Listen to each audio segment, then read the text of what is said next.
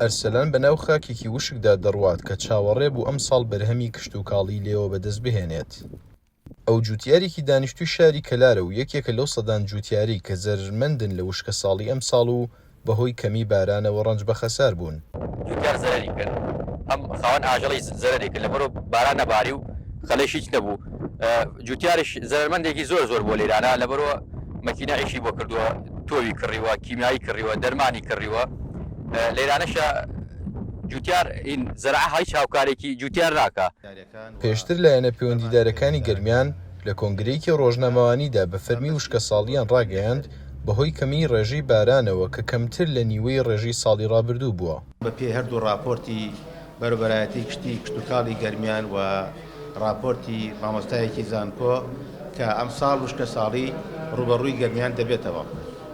بۆیە بەپێ ئەو داتانەش هەمانە تا ئێستاکێ لە کەلار نزیکەی 170 ملیم باران باریوە و لە کفریش 114 ملیم و نیو باران باریوە بەراورد لەگەڵ پارساڵ کە ڕێژەکە زۆر کەمە و پارساڵ تام کات 363 ملیم بووە.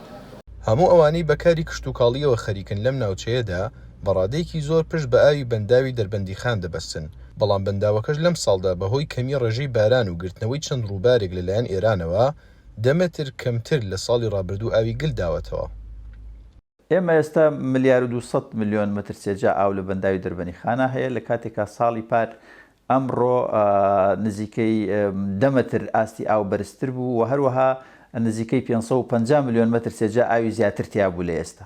یعنی واتە ئێمە ئێستا بۆ شایەکی خەزنیمان هەیە نزیکەی بە حدودی 18 متر ئاستی ئاو کەمترە لە ساڵی پار، ینی بۆ پڕبوون نەک لە ساڵی پار، ینی بۆ پڕبوون، ینی بۆ شایەکی گەورەمان هەیە کە بەتاڵەوە ئاوی تیانی. لە ئێستادا پلان وایە ئاوی بەنداوی دەربەندیخان بەربدرێتەوە بۆ جوتیاران، بەڵام جوتیاران پێویستە زیادەڕۆیی لە بەکارهێنانی ئەودا نەکەن و ڕێگە بەو کشت و کاڵانە نەدرێت کە بڕێکی زۆر لە ئاوی پێویستە.